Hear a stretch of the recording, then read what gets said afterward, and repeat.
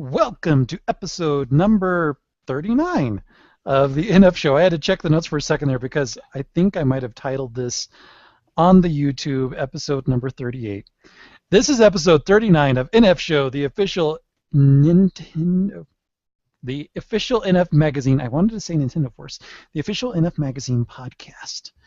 It happens on a weekly basis on Monday nights, and you may be ruined that I have returned from Japan to mess up introductions as much as I have. Or maybe Evan is. That's the co-host, co-pilot in this episode. Hello, Evan. Say hello. Hello, everyone. It feels good to be in the color commentary role after like 6 straight weeks hosting. I can just like sit back here, relax, poke fun at you. Laugh at all of my failures. Yep. Obviously, I'm rusty. Geez, a month and a half away from the primary host seat, and I'm just blowing up everything. I apologize for that, Lucas. Please don't fire me. All right. Coming up in this episode, we have a bunch of little news tidbits, including stuff that we were pining for just as recently as last week. And of course, just like clockwork, the information that we were wanting was revealed the very next day after we recorded the podcast, because that's how Nintendo likes to roll. But we are all better for it because we have valuable information that we did not have last week when we recorded. So that means we are going to be talking about release dates for Nintendo's big holiday titles in North American territories at least, as well as Bayonetta 2. It's come out, or it's been getting fantastic reviews, and there is a lost Star Wars game that we will never see, and it makes me really sad. Details have been uncovered about that. We're then going to get into what we've been playing, and we have so much feedback that will probably make up a bulk of this episode unless I have a problem just running on and on and on about Star Wars, which it may happen. Evan may keep me in check, though, and just say, wrap it up. I can't wait to read all of these emails and comments because that's going to be his time to shine. He's going to be handling the feedback in this episode.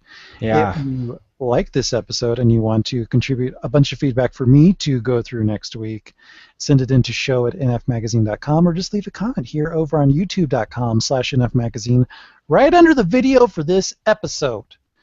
Now, if you are an iTunes subscriber and are unfortunately experiencing technical difficulties, we apologize. I will be trying to remedy that later this week. Evan, are you excited about the feedback section? Yeah, I'm used to having all the screen time, so I'm just sitting here kind of angry at you that you're taking it all up. All right, the most surprising thing, we're going to get into that right first. We was going to get a game from Factor 5 before the studio folded. The last game that Factor 5 made was the PS3 exclusive Lair, which was a motion-controlled six-axis controller game where you were able to fly and duel dragons with each other. It was unfortunately a bit of a flop. It at least got ripped up in the reviews, and not too long after that, Factor 5 went away. And it's a tragedy because they had nearly finished creating a trilogy collection of the Star Wars Rogue Squadron games for Wii. And not only that, not only were all 3 games on a single disc, presumably, but there were also Wii lightsaber battles, which didn't exist. You actually could use your Wii remote to strike down the Emperor, battle Darth Vader, and it's something that could have come out years before Motion Plus came out with its higher degree of accuracy. It would have come out years before the Zelda Wii game came out. We could have had sword fighting, and I watched the trailer for it, this collection over on IGN, and it just made me really nostalgic. It made me think, man, I've missed these games. They were so great. I really miss Factor 5 and these fantastic Star Wars games. They were so much fun. They are definitely fond memories of years of times that I had on my Nintendo 64 and on my GameCube.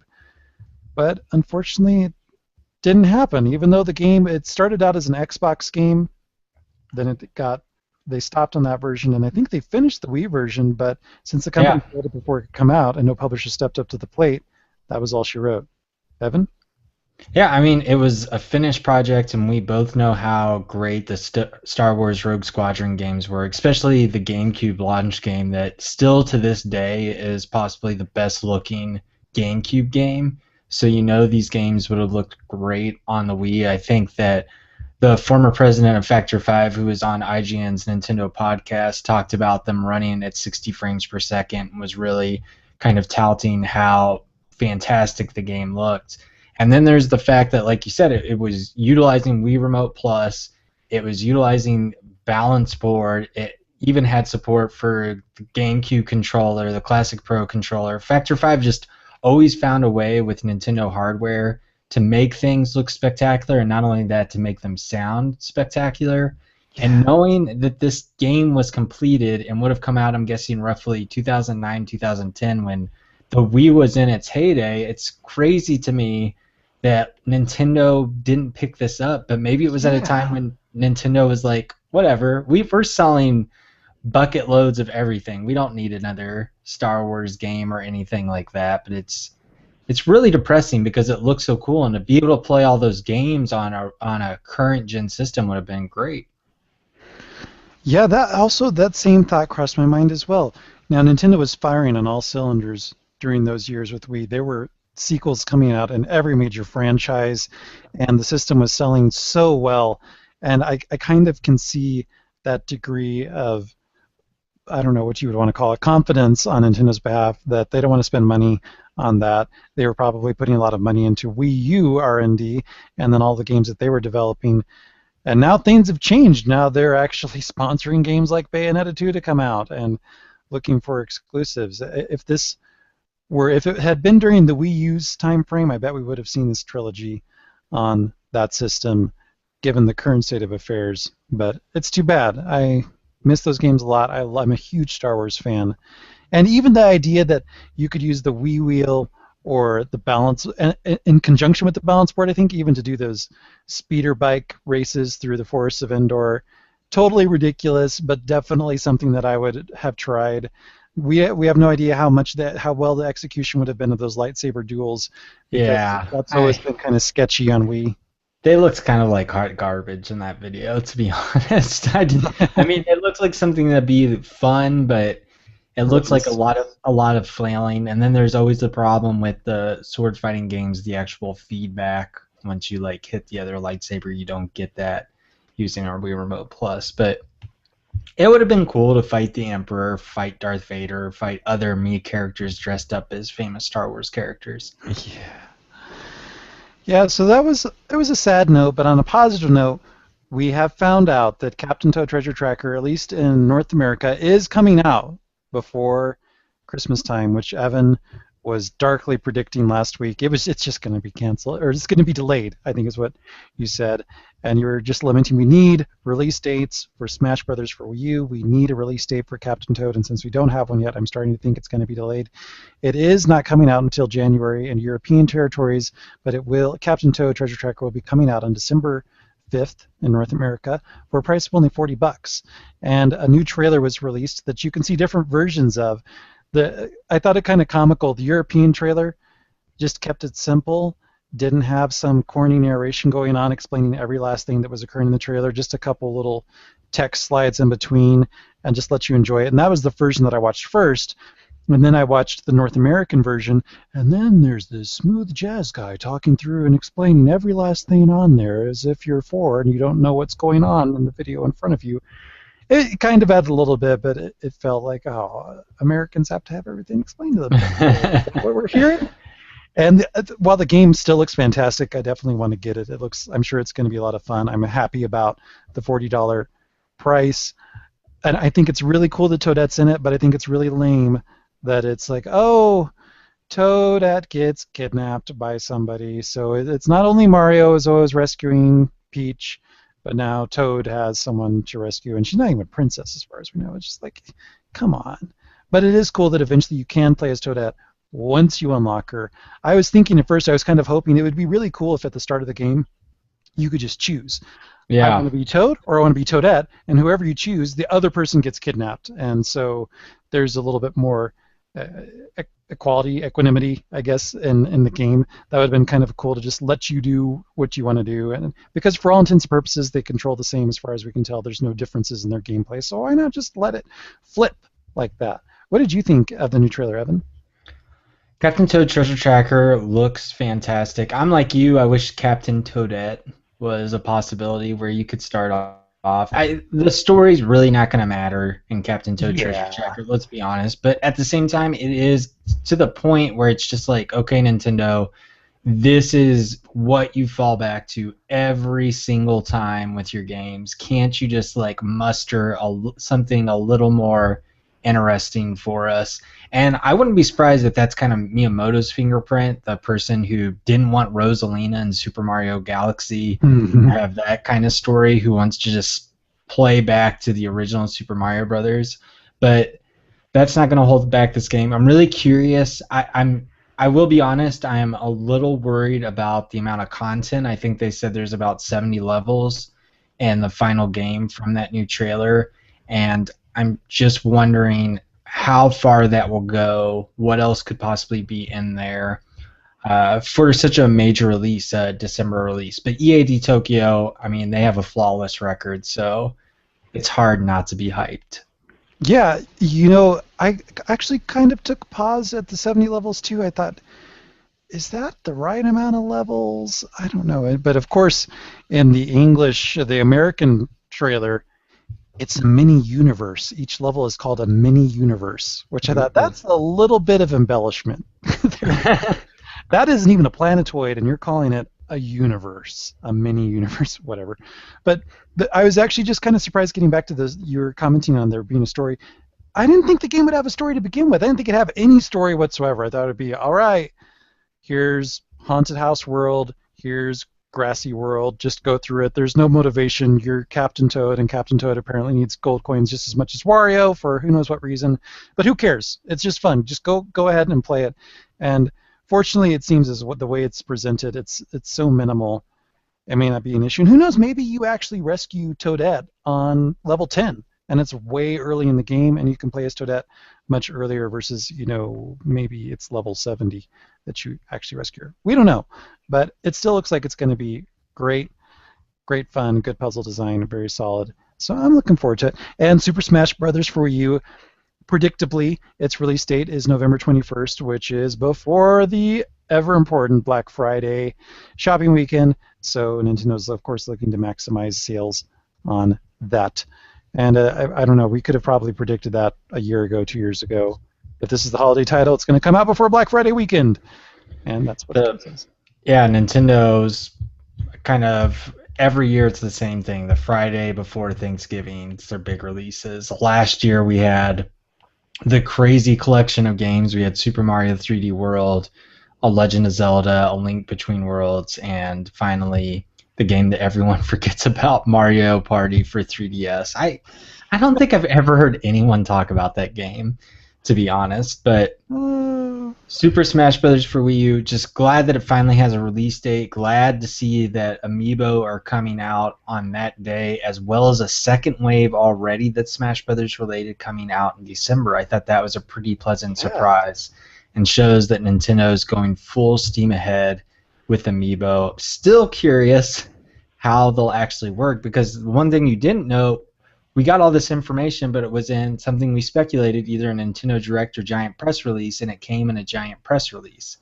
So all of our Amiibo information and how this actually works with Smash Brothers, it still comes basically from the Nintendo E3 presentation, and I don't Mm. think there's been any hands-on time with people. And I wonder if it's just going to be like you'll get hands-on with the review copy of Smash Brothers or whatever, because my main concern is I think the figurines look fantastic.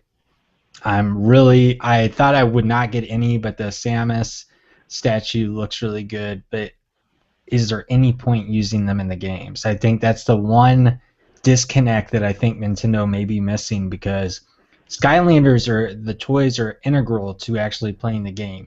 Here, they're just sort of an afterthought. I think people will buy them up in bulk because they're Nintendo characters, but will people become bored with them very quickly because there's no reason to interact with the Smash Brothers game? My my concern about the lack of Amiibo information is I'm starting to think there's not much to say at all. I'm starting to wonder if it's actually everything that we heard at E3. It's a glorified memory card. You can take it elsewhere as far as Smash is concerned, and there's just not that much to say about it because I think if it actually did something really interesting or clever or creative, that would have been announced already because pre-orders are available for I think both sets of figurines now. Yeah. And it I think that aside from how wonderful they look, that there's now several that I want to get, and I'll just keep stacking them up behind me next to Roy. Uh, I don't really have a motivation to get them, and Captain Toad Treasure Tracker is supposed to even use them, and there haven't been any Captain Toad specific figurines shown, so I don't know if Mario or Luigi are characters that maybe can interact, or who knows. But even that's not clarified, and I'm wondering if they just really don't have a lot to say because it's kind of anticlimactic, and they're just hoping that they're going to ride on goodwill for the launch and do creative stuff after the fact. Because after all, that has happened in Nintendo's past, for better or worse, with Wii as a perfect example, or with Wii U. Like, oh, here's this really cool idea. Somebody think of something to do with it, and let's hope for the best. Well, I'll at least still be getting a couple figurines, and they're going to look really sweet in the background. Well, yeah, and the thing that Nintendo has is the fact that these could work with multiple games that span across different genres, and that's something that Skylanders and Disney Infinity don't. You're basically waiting for the next iteration of that game. So yeah, well, it's supposed to work with Captain Toad. It's supposed to work with Mario Kart 8. I wish we were starting to hear some of those ideas because that'd give people more reasons to pick these up at launch, but maybe launch sales are really good right now and Nintendo can wait until January and that can be kind of their big news cycle there. But really curious. I think it's promising that we're going to see a second wave already. I'm really curious to see how Nintendo goes about all of this, and also just I really can't wait to walk into Targets and Best Buys. Not that I go into those that often, but see how they're presented. Are they going to get as much shelf space as the Disney Infinity and Skylander toys and everything like that? Yeah, I agree that the displays, the shelf displays for those Disney Infinity and Skylander toys are usually very striking and they catch your eye. They certainly drew me in and made me want to look at all of them and see like, oh, I don't have these games, but these figurines are really cool. I'm going to buy one because they look so cool. And I'm hoping that Nintendo gets something similar. I can't expect that a retailer will dedicate a lot of shelf space given how many units of Wii U are out there, but it's that they're also compatible with 3DS titles at some point in the future. Maybe once that starts to come out, we'll see something even more substantive for them. In the meantime, just keep rolling them out and then showing them off. I'm looking forward to getting my hands on one and being able to, I don't know, prop it up somewhere or maybe use it on my Wii. Which ones did you pre-order? I haven't pre-ordered them yet, but the ones that I want to get Samus. I think that the Zelda one looks kind of cool. The Wii Fit trainer, just because she's just ironic and weird, and I really like the Little Mac figure. He's pretty awesome. I think the only one you're not talking about that I find very interesting and looks really good is Marth. I think the Marth one looks like a great Nintendo amiibo. Kind of cool, dramatic pose, isn't he? Yeah, it's very detailed. Once again, I'm curious about the quality of these. They look really good, and I think we had an awesome viewer listener send in some pictures from a recent fair that were the final products, and they look really good. And they're a premium, I would say, for video game based toys. At I think they're $13 in North America. Mm-hmm. So I'll be curious to hear because I know a lot of our viewers and listeners will be picking one up, and I can't wait to see what you say. But Samus is first on my list. That's the one I could see myself getting. Speaking of Smash Brothers, we do have sales numbers on Smash Brothers for 3DS. 2.8 million copies sold already, which is a massive number. And it just makes me anxious to see by year's end how many copies of this title will this 3DS title sell, and how will the Wii U version compare? Is there going to potentially be a lot of overlap, a minimal overlap, or is it going to discourage people? I think that people who are lucky enough to have both a 3DS and a Wii U and have gotten Smash for 3DS, I wouldn't say necessarily that they're totally not going to get the Wii U version because they already have the 3DS version. I think there's going to be a decent amount of overlap, at least with the big fans out there. But I don't know if it'll sell as much as a 3DS version, though. Those are some impressive numbers. Yeah, I can't see it. I mean, 2.8 million is almost half of the Wii U user base. So, and I don't mean that as trying to make fun of the Wii U, but that would just be crazy impressive. And honestly, the Wii U numbers hopefully are floating around 7 to 8 million now, so it'd be more like a quarter. But we did see Mario Kart 8 do really well.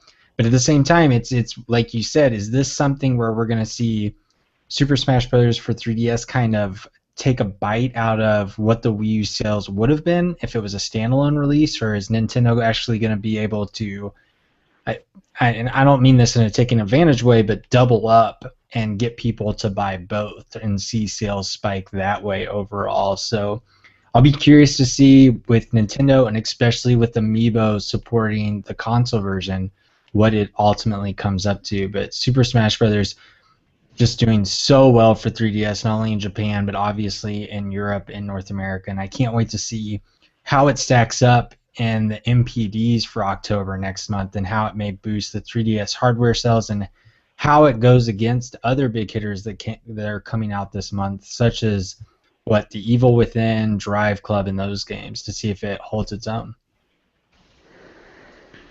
But something that may unexpectedly give a bigger boost than some may have thought to Wii U is Bayonetta 2. We knew this game was coming to Wii U. It's an exclusive title that's only happening because of Nintendo's investment, and it's finally here. And lo and behold, no, it's not here. We've still got a couple weeks. Yeah, we do have to wait a couple weeks, but the reviews are out, okay, and they are fantastic. We already have many. Do we have? Yeah, I guess we have 9 perfect scores so far across a variety of websites, and then an additional 19 reviews give it a 9.0 or higher, going up to a 9.5, which is really great. So far, the game is averaging a 91% on Metacritic and a 90.16% on Game Rankings.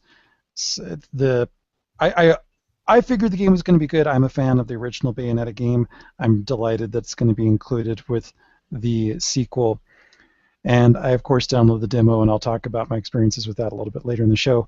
But I did not expect to see these many glowing reviews. The original did get a lot of positive reviews from the press when it came out because it was just such a great action game. The gameplay really impressed a lot of people. And the point that would divide some people is just that it's so B-movie, very schlocky. It's kind of exploitative, and some of it is pretty crude and offensive. And there was a bit of a Twitter storm today about a review from Polygon who said the game was really great, but took a lot of issue with how leering and exploitative the treatment of Bayonetta was, basically just objectifying her repeatedly, just so much that it became monotonous and just really obnoxious. And all these people were throwing a fit. Nintendo fans, I would think, were debating it, and then also people who just want to jump on the latest game review controversy were all in arms up about it. But it's true. And what's interesting in several of the other reviews that I read is that sometimes that was noted, sometimes it wasn't really brought up at all. But even when it was noted, the gameplay, once again, just and the way that the flow of the game, the learning curve, how much repetition there was, outweighed the presentation of Bayonetta. Or people just took it for what it was, and they said the first Bayonetta was like this. It was really campy and kind of perverse, and this one just kind of does the same thing. We were expecting that, but darn it if the game isn't also so much fun to play. We think it's worth a 9 or a 9.5 or a 10. And that's just really cool. I was wondering, Evan, were you expecting something like this? Were you expecting something lower, or did this meet what you expected?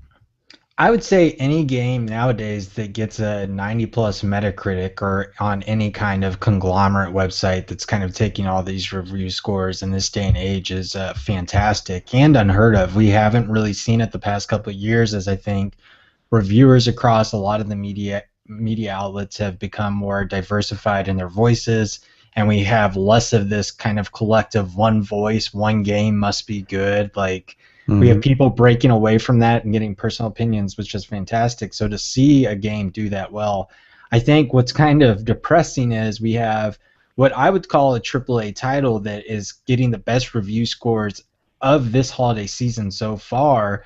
And I don't think Nintendo has any type of promotion going behind it other than like the Nintendo Direct. I don't think there's any kind of TV commercials or major presence. And I wonder if Nintendo's kind of hitting themselves on the back of the head right now. And I know that this is like a mature title, it's controversial and everything, but it'd be a good way for Nintendo to kind of pick up more fans for this and goodwill to show an action game that really has no competitors I can think of off the top of my head coming out this year. Yeah, it's a bit of a throwback, non-traditional title in the current reign of online games, multiplayer games, first-person shooters. Here is a action beat 'em up game, and even the original was called a throwback to old game design ideas, and yet a perfection, a perfect distillation of them, and an evolution of them.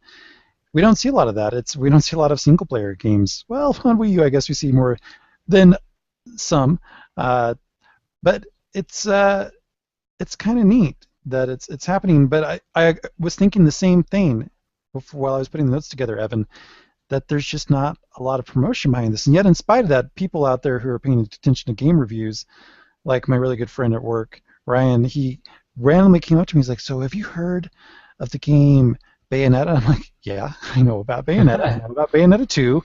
He's like, "Have you been seeing the reviews it's been getting? It's like been getting perfect scores and 10 out of 10." I'm like, "Yeah, isn't that awesome?" He's like, "Yeah, so tell me about the Wii U. Do you play the system is just that gamepad thing, right?" And I'm like, "No." And that is a problem that Nintendo has been having for years with the system. That is just the controller. There's actually a console. And the funny thing is he's been over at my place.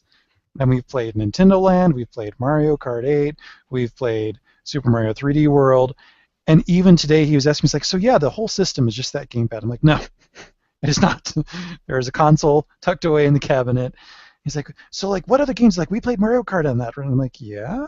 And he's like, "Yeah, I'm thinking, when a game gets that kind of coverage and those kind of reviews, it really makes me think I might need to get that console so I can play that game." Like, wow. And I'm like, "Yeah." And then on top of that, you have all these great Mario and Zelda games that are going to be on the system as well. We've had so much fun with those. And all of a sudden I became a shill for Nintendo and I was marketing the system to him. I was really excited to hear one other person that I know locally in Denver wanting to get a Wii U. And so I'm like, "Yeah, you should get it. You should get it. It's awesome."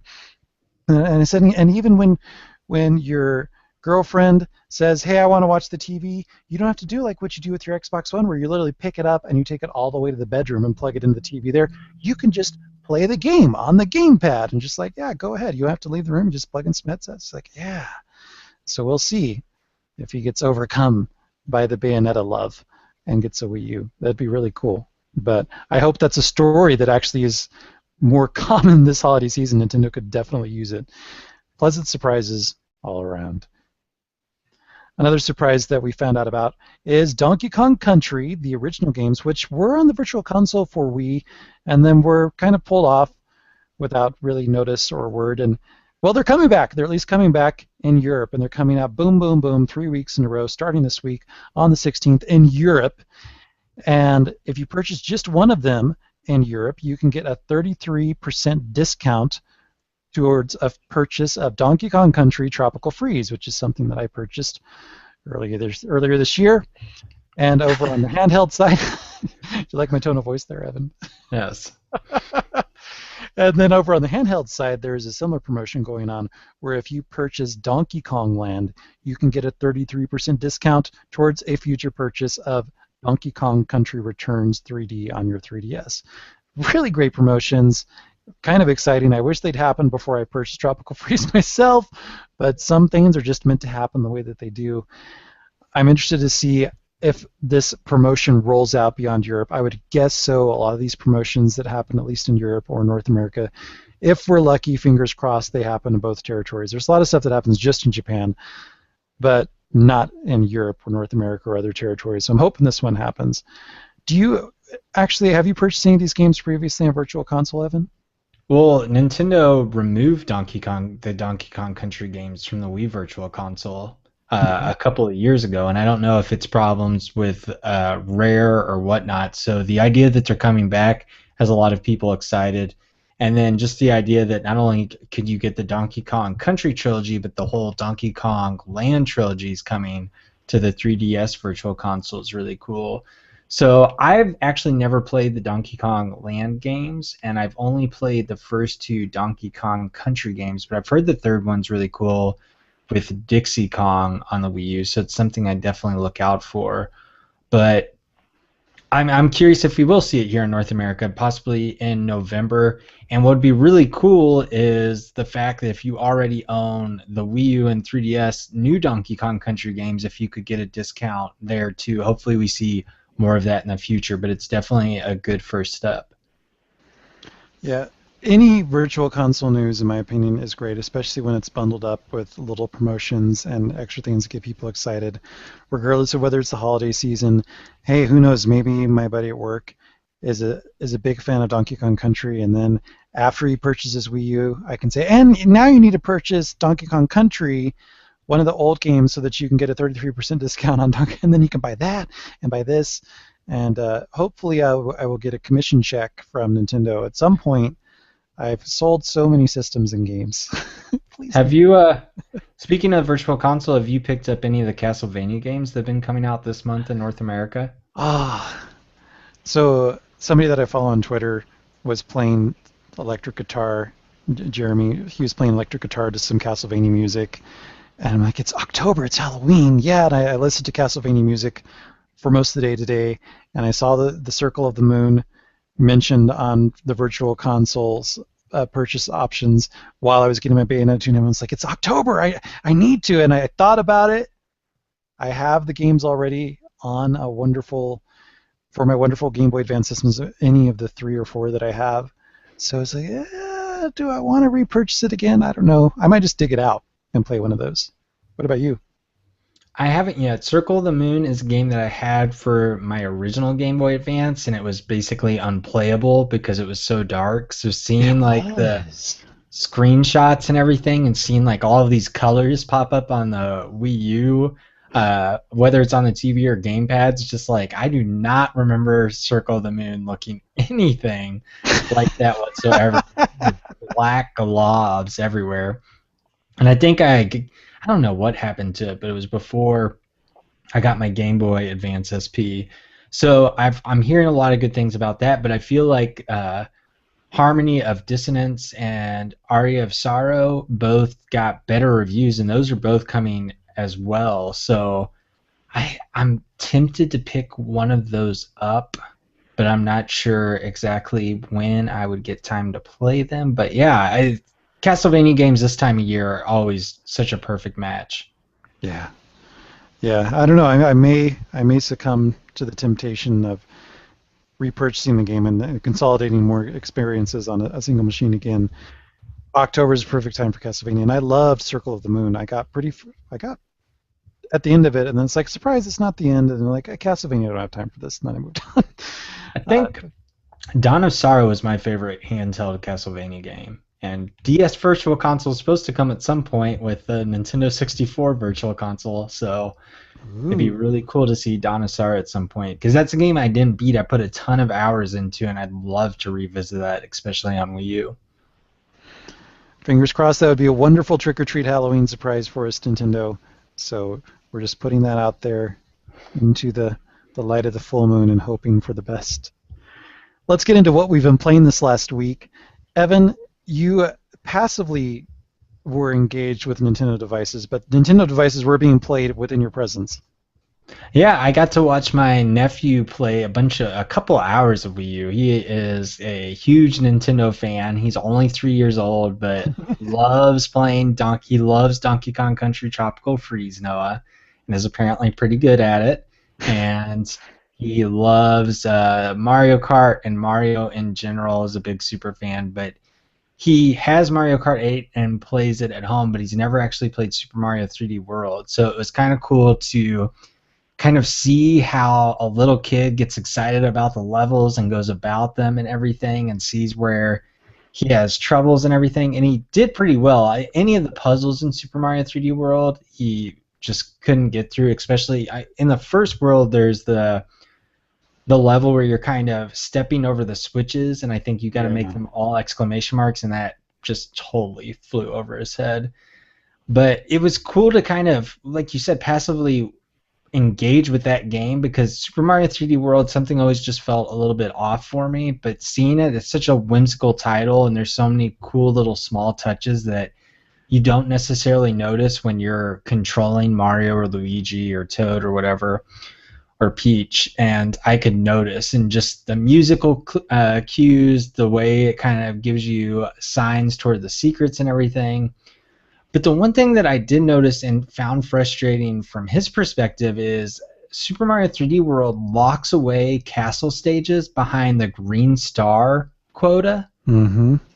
And that just seems like the dumbest thing ever because he could get through most of the stages with some assistance, but he didn't collect the green stars. So couldn't proceed to go on to the castle. And it just made me think, why would Nintendo do that? It just seems like the dumbest thing ever, and I'm really surprised that it's in there because it really does lock away content from people who are younger and don't understand the green star concept. And then the other thing that I found frustrating with all the Mario games, and I forgot how frustrating, and this is such a minor thing, but it just kind of enraged me, was the fact that the game saves after every level, which is great, but you actually have to hit OK that the game Yes. saves. And it's just like, why is that in there? Why it just should save? That's what that's what games have done for the past decade almost. Like they just save or whatever. But other than those two like irritating flaws, I would call them, it was just really cool to get to kind of experience not new games, but released in the past year, get to experience them through the eyes of a child and see how much joy they brought and see kind of a huge Nintendo fan in the making, which is really cool to see the kind of Nintendo spirit carry on throughout my family. I'm glad you brought up that press A to confirm thing. It drives me nuts. So many games, they just passively do it in the background. They have a little spinner over in the bottom right corner and says, don't turn off the system. You see the spinner, we're saving. And the 3DS does it, and the Wii U does it just at a system level as well. For instance, last week when I was downloading the Smash Brothers demo, it's like, oh wait, there's an update. You can't do anything else until you do the update. And it's like, all right, do the update. It's like, all right, we're going to start doing the update. Confirm. I'm like, okay, do the update. And it does the update, and it downloads, and you have to go off and do something else. You're not going to sit there and stare at your system for 15 minutes while it downloads something and installs it. But it won't finish updating until you babysit it. So you still need to keep an eye on it because, like, now the system's going to restart. Please confirm. It's like, just do it. I wandered off for like 15 minutes. Just take care of yourself. Why do I have to babysit you?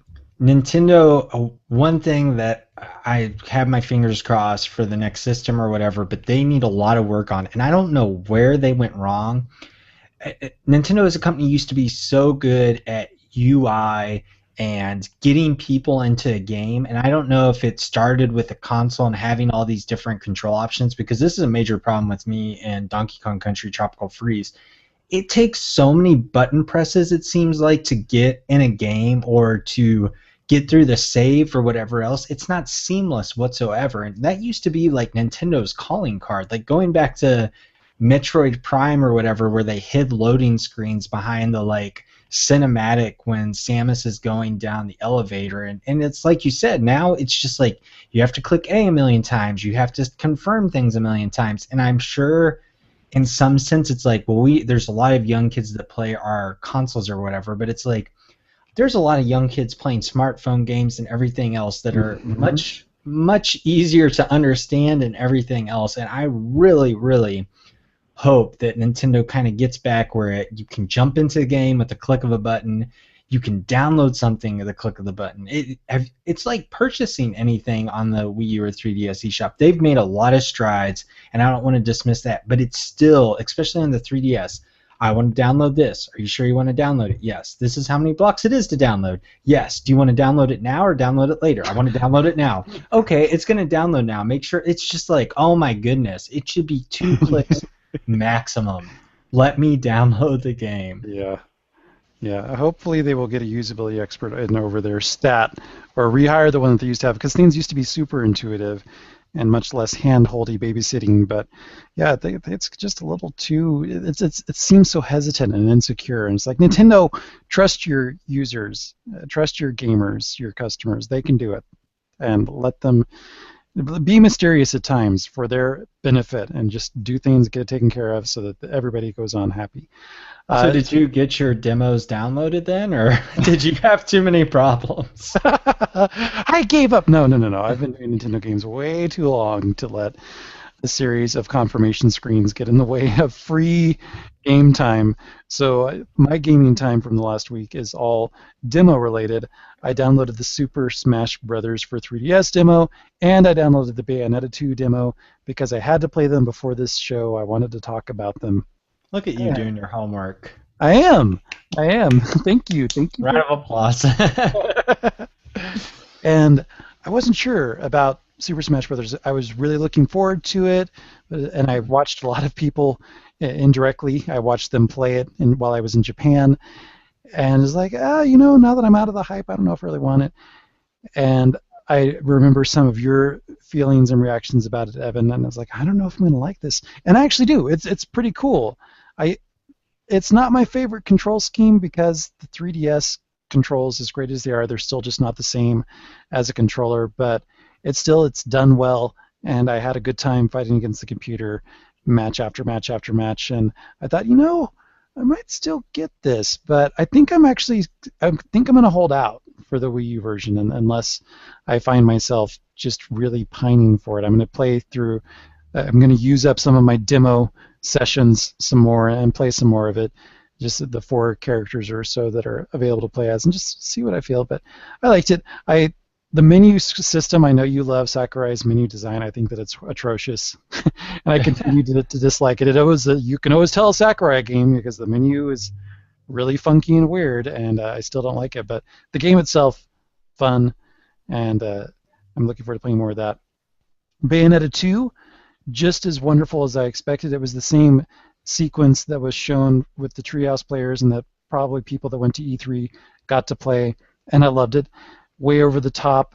There's a lot of complexity to the gameplay system in terms of all the different combos that you can use, and that it's a 3D world. It's not a side-scrolling Mario game. You have to be constantly aware of what's going on, and that an enemy could come up behind you and whack you with an attack.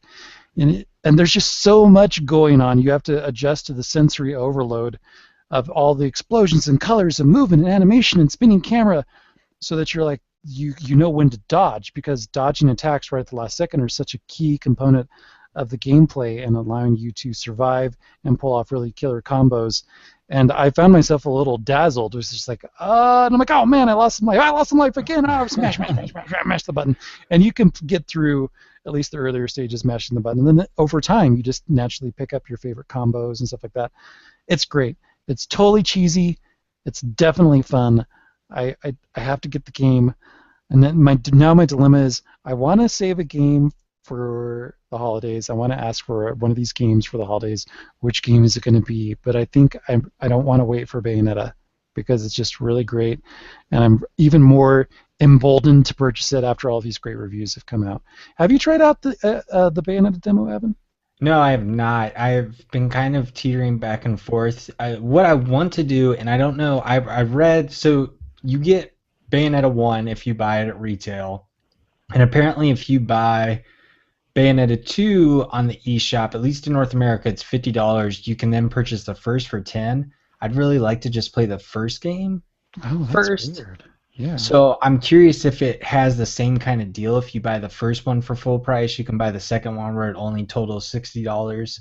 So I'd really like to play the first. And I know that the story, a lot of people are like, it's nonsensical. That's not why you play the games or whatever. But there's such high praise for the first game. I'd really like to play that and see how I kind of react and how it jives with me, because I know Wonderful 101 gets a lot of praise, and I know these are totally different games.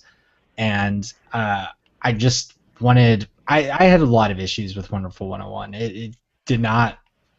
It did not kind of resonate with me like it did for so many people. And I'm curious. Bayonetta looks more streamlined. I think the action looks better and easier to kind of understand. There's a lot going on in the Wonderful 101, especially with all those characters on screen, uh, compared to just controlling one character and everything. And there's a lot of cool things. Was there any of the cooperative stuff available in the demo where you can team up with another person or whatever? So No, it's just strictly a single player prologue section of the game. that's really cool. But yeah, that definitely kind of um, gets me excited about the game. But yeah, Bayonetta definitely has my eye, and it's so cool that Nintendo's offering both games.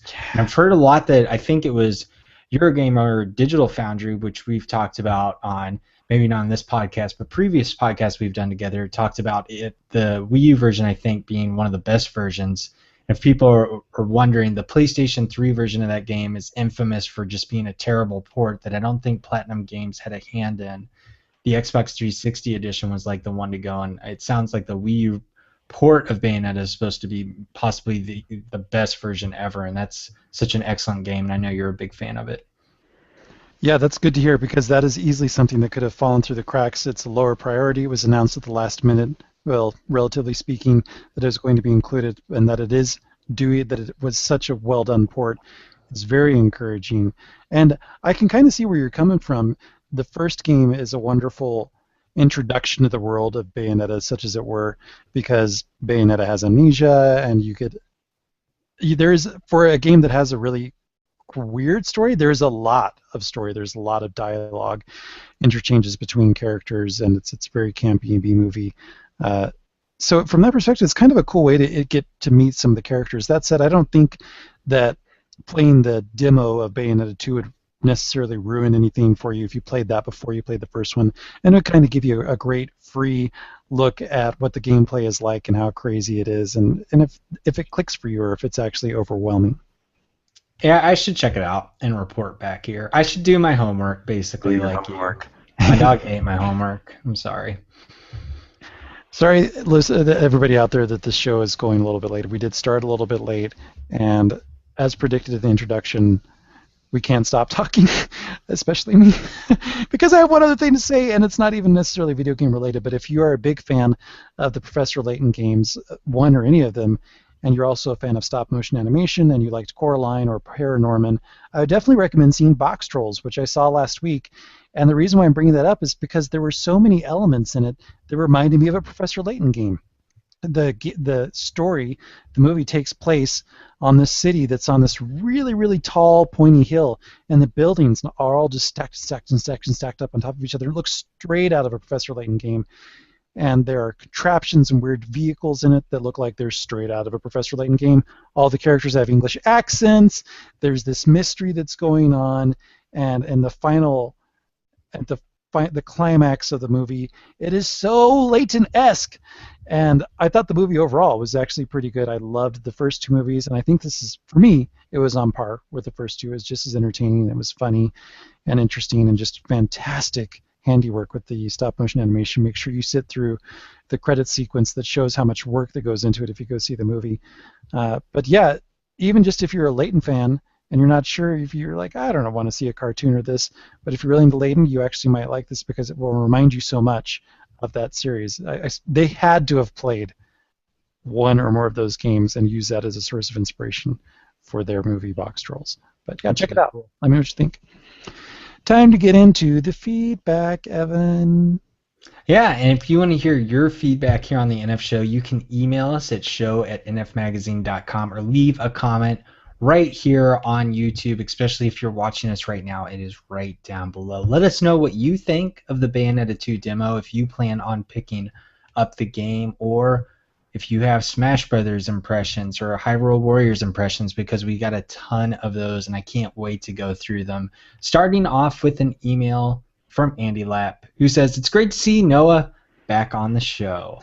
Thank you. I am happy to say that I purchased Super Smash Brothers for Nintendo 3DS, and it is so nice to have on Nintendo's handheld. Unfortunately, it is the first time I am in the franchise, so do I not have an opinion if this version is better than the previous versions in the Super Smash Bros. Series. The gameplay is smooth and the buttons do not seem to cramp my hands, maybe because I have a 3DS XL. I also like the online play as it is really easy to join a battle against others. The only thing is that the lag can sometimes bug me because I do not know what is going on with my character during that time. I think it is goodbye and I will play this for a very long time. I am also happy that there are themes available on the 3DS. I'm really looking forward to buying themes, especially Mario and Zelda. I'll give you feedback later on. It is nice to have folders on the Wii U as well. Thanks for your impressions on the game, and it's great to hear that somebody experiencing Smash for the first time in a non-traditional format, no less, on a handheld, is liking it just as much as those of us who have been playing those games for years. And I'm kind of curious, Andy, if you have a Wii U, getting back to our earlier question, and if so, do you think you'll get Smash on Wii U, or do you just have a 3DS? Let us know. We want to know. Yeah, and I'll just chime in with the themes. I love that Nintendo has themes for the 3DS now. Even the free ones they give you, I loved putting the red theme on my console because I have the red 3DS XL and it just feels like it all ties in neatly together, and I'm very OCD about that. So it's very enjoyable, and it adds some color to what was a very plain looking Mm-hmm. home screen, which was really nice. Just the color difference in that there's original music and cool icons with the different themes. I'm really excited to see what Nintendo does with it, especially if they open it up to third parties and everything. Even indie developers, it'd be so cool, like we talked about in the past, getting Attack of the Friday Monsters theme or Shantae theme, stuff like that. Our next email comes from Nicholas B, who says, my question today has to do with Nintendo's marketing. I've been a Nintendo enthusiast since my childhood, when Nintendo's marketing was, in my opinion, more confident and more memorable. Of course, we can all quote Nintendo's Now You're Playing with Power slogan from the NES, SNES era. When Nintendo introduced its Nintendo 64 console, do you remember how the Nintendo 64 box was proudly emblazoned with the elegant subtitle, The Fun Machine? As for the GameCube, I seem to remember Nintendo Power describing the freshly announced at the time GameCube as something like a supercomputer that can fit into half a shoebox, and saying that the system would be all about the games as its branding implied. There was a certain confidence and clarity in that message that I feel has been lost over time. Nintendo chose the understated Wii branding and uses the nebulous "How will you play next?" slogan for the current generation. Have you noticed a diluted marketing message from Nintendo in recent years, or is it just me? Do you think Nintendo should return to the swagger of their former brands and slogans? It's an interesting question you bring up. I remember something about GameCube also having something more marketing-esque, something like It was like a Your think games outside the evolve. box or whatever, wasn't Yeah, it? They had like those very esoteric, like, metallic cubes, metal cubes. yeah, and like there was Things a to move like in. uh X-wing in one of them, like with people staring at it, and then it showed like 5 seconds of gameplay or whatever that were like very out there, I feel like. And then we had the We Would Like to Play, which I thought was brilliant from a marketing perspective and from a commercial perspective. And How You Will Play Next, I think it's an attempt to echo Now You're Playing with Power. It is assertive, I guess, but it isn't quite as catchy, unfortunately. And I think that just kind of describes Nintendo's marketing over the years. Sometimes it really works, and sometimes it just seems very out of touch or dated.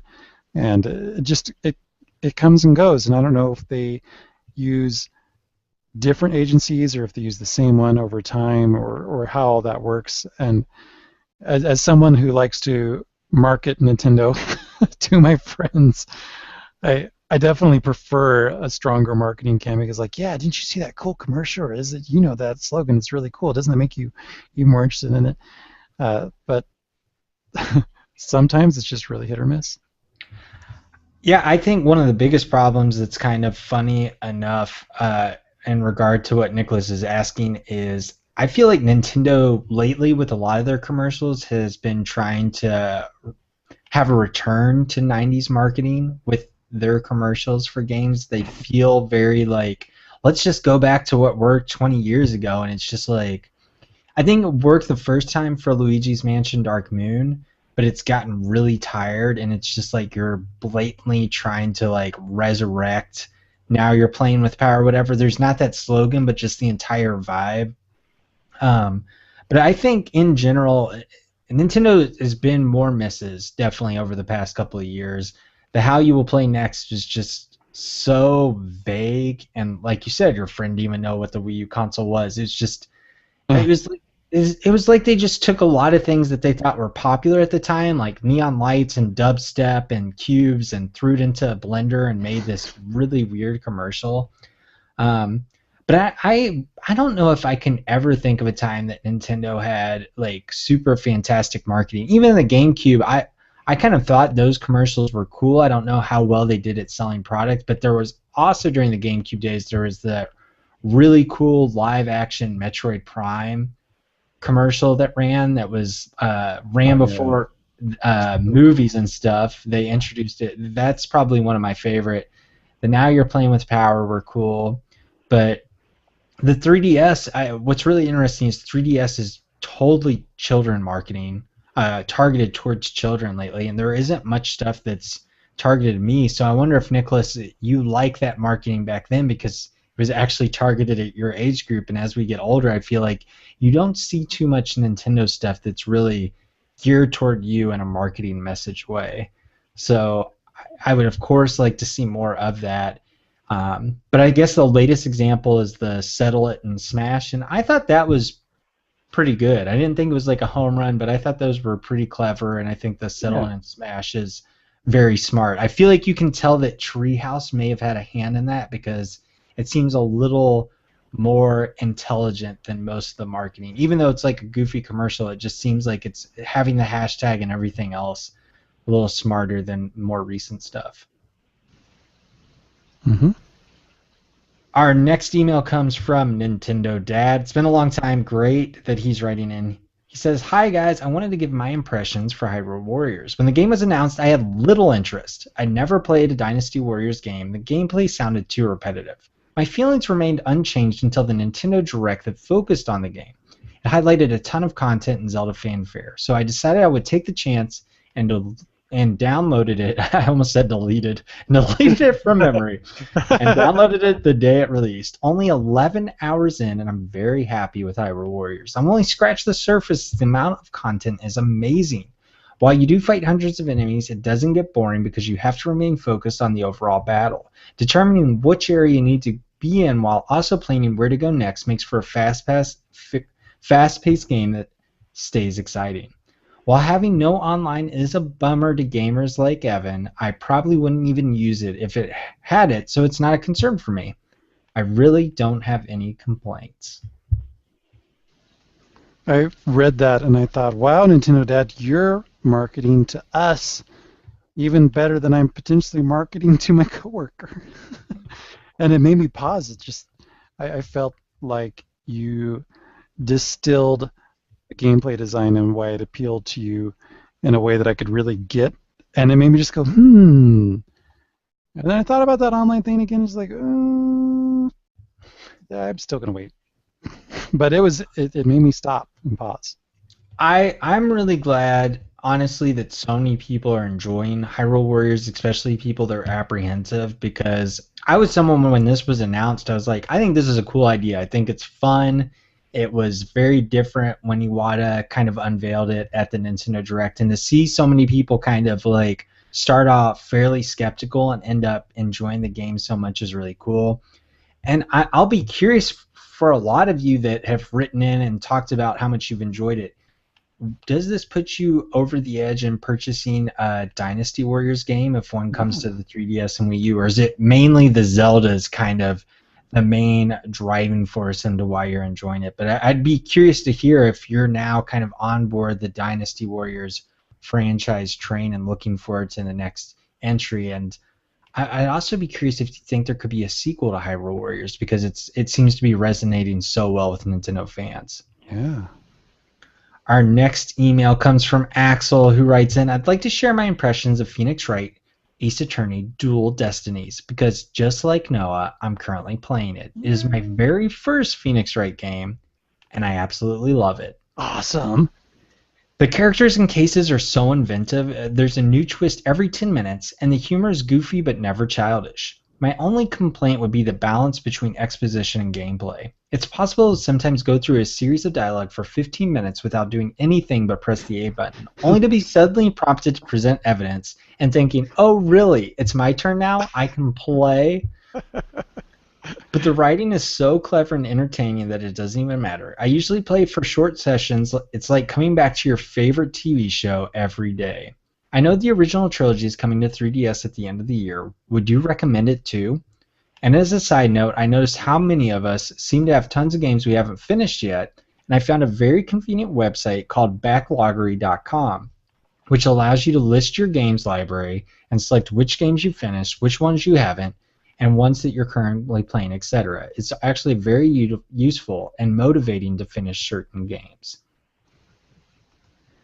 Wow, that is actually kind of cool, the Backloggery website. I'm going to have to check that out a little bit further because I definitely have a massive backlog, which, as you know, included Dual Destinies, which I'm still playing through, but I was delighted to read Axel's take on it, especially as someone who's brand new to the franchise and checking it out for the first time. And what he brought up, it's funny, that kind of goes over my head. I don't think of it because I do love games with great gameplay, but the Phoenix Wright games are very much a story-heavy type of adventure game. There's lots and lots of reading and dialogue, but it's full of jokes and spit takes and random reactions that I found it so entertaining because the localization is just so well done, even with stuff that is very Japanese specific in it at times. Some cases they're just steeped in Japanese lore or things that are inspired by Japanese pop culture, and that it still works and you can get it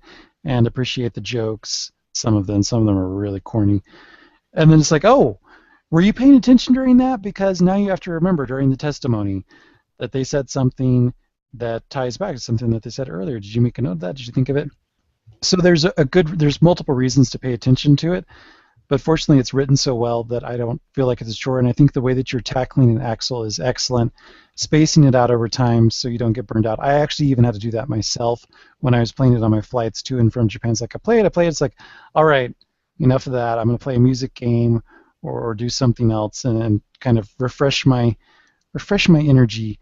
But still, I love the series, and yes, definitely, if you're enjoying what you are experiencing in Dual Destinies, I totally recommend the trilogy that's coming out later this year. Our next feedback is the start of the comments section, and it begins with Kisaki Project. Yay, Noah's back! Yay!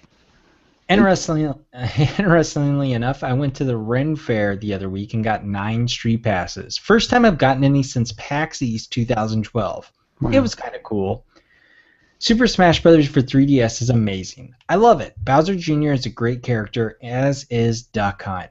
I had 2 friends who got it as well. We played a ton. I'm still getting good without the C-Stick, but I enjoy it a lot. The balance feels solid. The limitations of the portable are a bit frustrating, however, the controls and the occasional online lag, to be specific. But for a portable Smash Bros., it delivered. I also really like the unique portable levels.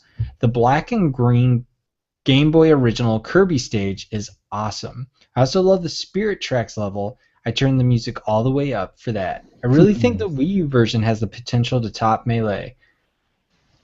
It certainly is infinitely better than Brawl. November 21st, I'm getting the Wii U one, some GameCube controllers, and a new TV. It's going to be amazing. Noah, I think the 3DS version is worth it for you for the Spirit Tracks level alone. Seriously, this is my favorite Super Smash Bros. Stage now. I hear you. When I go through screenshots for Smash Brothers for 3DS, I linger on the Spirit Tracks. I was like, oh, I want to see more of this. I need to look it up on YouTube, actually. That's what I need to do, and check it out in all of its glory, because that is one of my favorite Zelda games, and I love the music. And I also am delighted to hear that you like the old green and black old school Game Boy level, because that totally caught my eye as well. It's like, oh, that's so cool! I would totally love to play on that stage. So yeah, it's sitting there, it's stewing and brewing in the back of my mind. Our next comment comes from Weston M., who says, I've spent hours upon hours playing the new Smash Brothers, both on my own and local multiplayer. The action is quick and intense, the controls are solid. There is the occasional slip of the circle pad, though. and it is all in all an amazing Nintendo 3DS title. The returning characters and the newcomers are a blast to play, and I've discovered that I am amazing playing as Zero Suit Samus. Wow. I also love to play as Little Mac, but his recovery prevents me from using him as much as I use Zero Suit Samus. Smash Run is a mode I really don't use as I don't find it particularly interesting and only play it from time to time. Now I will still get the Wii U version so I can play on an HD TV with a bunch of friends battling on the same screen, and so I can practice for local tournaments that we set up. It's interesting to hear you mention Little Mac because I read an article in the last week that apparently that character is completely unbalanced and shows up all the time in online matches with strangers because he's so powerful. Even though he doesn't have a lot of great recoveries, the increase of his ground attack's powers to compensate for that deficiency is so big that it's potentially ruining the game for some people. And I'm interested to hear if anybody else feels that Little Mac is a little bit too strong for his own good.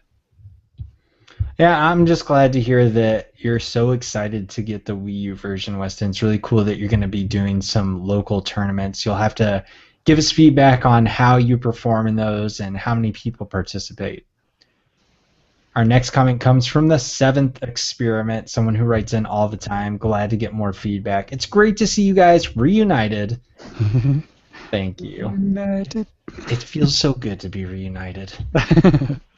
Speaking of 3DS themes, I decided to buy the Legend of Zelda: Link Between Worlds theme. I'm very pleased with it and was pleasantly surprised to find out that the theme comes with Zelda music too. Well, that is a really good surprise if you didn't know that, and really cool. Seventh Experiment goes on. Recently, I've been playing more of Hyrule Warriors and Super Smash Bros. For 3DS. I am incredibly pleased with how much variety there is within the game. For example, the different attacks that can be used by each individual in Hyrule Warriors. They're also big and nice to watch, and it's always satisfying to watch hordes of enemies going flying after Link swings a sword. I wouldn't let the lack of online co-op stop you from picking up the game. As for Super Smash Bros., I am continuously going into Smash Run and enjoying this mode. I'm really trying to branch out and try more fighters rather than just sticking to the same ones. Also, I'm glad to hear about your trip, Noah. You're making me want to go to Japan. I'm so jealous of all the little cute things you got, especially those Kirby's. And to answer your question, Noah, yes, I will be purchasing the Wii U version of Super Smash Bros. As much as I love the 3DS version, I'm looking forward to the better graphics, the bigger screen, and the ability to play multiplayer with some of my friends who don't own any Nintendo systems. Well, I guess, Evan, our earlier question of are you buying both of them is being answered in advance. Yeah. Great. Yeah, people look to be picking up both of them, which is exciting for me as someone who's definitely going to wait because it just speaks to the quality of the game and how much people are really enjoying it, that they've probably put in 10 plus hours and are still looking to start all over again with the Wii U version, or hopefully that progress will carry over. That'd be cool if you just had everything unlocked if you played the 3DS version and kind of had, that jump start would be really cool. As for Hyrule Warriors, I feel like everyone is out there to get me to purchase this game. Trust me, I'm interested. I will pick it up. I just probably won't pick it up this year, maybe early next year when things are a little slower, and hopefully I could pick it up for a nice price, a nice discount, because I'm definitely interested in checking it out. Our next comment comes from Nintendo Dude GCN. Glad to have you back, Noah. Yay, thank you. Sounds like you had a great trip aside from some of the Tokyo Game Show disappointments. As for me, I got Hyrule Warriors last week, and while I've only been able to get a couple hours into it, I've really enjoyed it so far. It's as amazing as I imagined, and I think it plays really well. Judging from what I've experienced so far, there seems to be a lot of replay value, which is a plus, especially with the DLC coming in. Haven't decided if I'm going to drop $20 for that season pass yet, though. The multiplayer is probably the most lackluster part. While it's fun to play with a friend locally, I really wish I could play with some of my non-local friends online. I also noticed the drop in frame rate in multiplayer too, but it wasn't too distracting. I've been spending more of my time with Smash Bros. For 3DS, really loving the game and all the content that's packed into the handheld edition. It definitely lives up to the praise that I've heard. What I really like is how portable the game is. Much of the solo offerings can be played and complete in a matter of minutes, which is great for a handheld. I've sort of been indifferent to Smash Run. I've played it a couple of times, but it really hasn't wowed me. As an avid fan of Kirby Air Ride and its city trial mode, I want to give it a few more chances before deciding on a final verdict there. All in all, my impressions are very similar to Lucas's thoughts that he shared on the show a few weeks ago. As a standalone game, it is indeed amazing. In short, though, playing Smash 3DS just leaves me yearning and waiting for the bigger, better version to come, complete with all the content, bells, and whistles. You bet I'll be picking up the Wii U version. It's even coming out on my birthday. Smash Wii U plus Alpha Sapphire are going to make it one epic day. Wow. That is pretty cool. Thank you for your detailed impressions, and yeah, just a continued love for Hyrule Warriors as well, as you mentioned earlier, Evan. Yeah, and it's been going on for a couple of weeks now with the game coming out, what is more than a month ago. So people are really enjoying their time with it. And it's interesting to see Smash Run really getting kind of mediocre reviews from all of you, except for I Yeah. think the Seventh Experiment was the only one that had anything positive to say. So I'd definitely be interested to see if that's kind of the overall feeling for the most part, that people are underwhelmed by that 3DS specific mode. Next comment comes from Eric R. Great to see and hear Noah back in action. Thank you. It was interesting to hear your thoughts on Tokyo Game Show and Japan as a whole. I can relate to going to overcrowded conventions. They're not the most enjoyable experience. On to game impressions, I've been playing a lot of Hyrule Warriors and Smash 3DS. First, Hyrule Warriors. Evan, I know you want the online co-op, but man, if you even remotely enjoy Zelda, you're missing out on such a fun celebration of the franchise. This would have been the perfect game to release on Zelda's 30th anniversary. While I would have liked some online co-op too, I can appreciate the game for what it does provide. Plus, in a very backward way, it sticks to the single-player tradition of most Zeldas. Now, on to Smash 3DS. After having some time to let the game sink in, I'll say I'm enjoying it, but I'm more than ready to leave it behind for the Wii U version.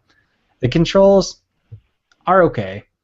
They aren't bad, but they just don't feel right for this type of game. Plus, the build of the 3DS kind of scares me when I play Smash. I'm always worried something might break someday, like the circle pad issue I've seen going around the internet. That said, it's still Smash on the go, and even if it isn't the best version, I can play it during lunch breaks at work. That's a win in my book. Looking past the big retail games of the year for Nintendo, are there any indie titles you guys are looking forward to? I'm pretty interested in Stealth Incorporated and still want to pick up Teslagrad. For me, Eric, I'm going to say Stealth Incorporated 2. I want to check that out as well.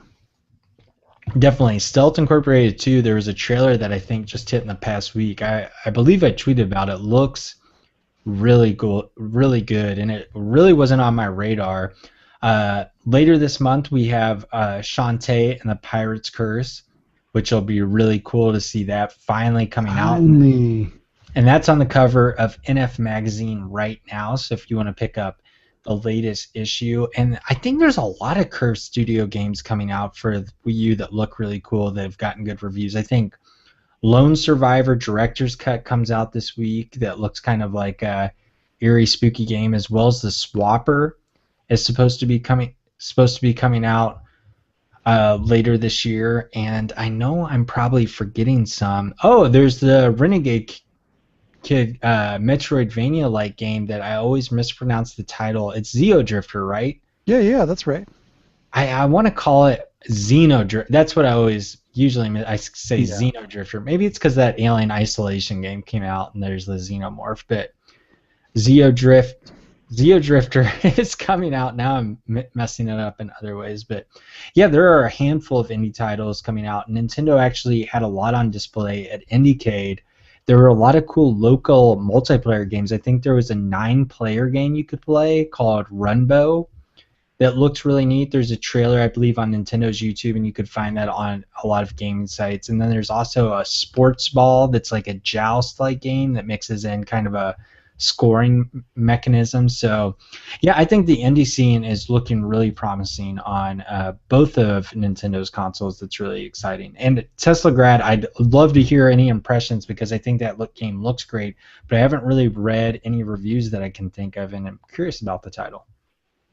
Yeah, and that's not to mention the exclusive indie titles that are coming out in the future, or at least are launching first in Wii U. So there's so much to look forward to, like affordable space adventures is another one in the further future that I'm looking forward to. But we are running so late, and thank you, Evan, for going through all of the great feedback that we had. It was really cool to get so many emails and so many comments. It's really what makes this show all the more worthwhile for Evan and I and the rest of the folks over at NF Magazine.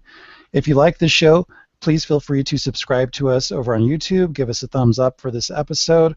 Or if you're an audio only fan, hopefully the iTunes issue will be resolved soon. You can subscribe to iTunes via the nfmagazine.com website. You can find a link to our place in the store there, or just search for NF Show in iTunes. You can also follow us on Twitter. I am at This Is Noah. Evan is at Evan Campbell. And of course, the most important is NF Magazine's official Twitter, which is at Nintendo Force. We look forward to talking with you again next week. Thank you so much for joining us, listening to our show, or watching us over on YouTube. We hope you have a great week, and we look forward to hearing more stories about all of your gameplay sessions. And we will go into that next week. Bye-bye. Bye, everyone.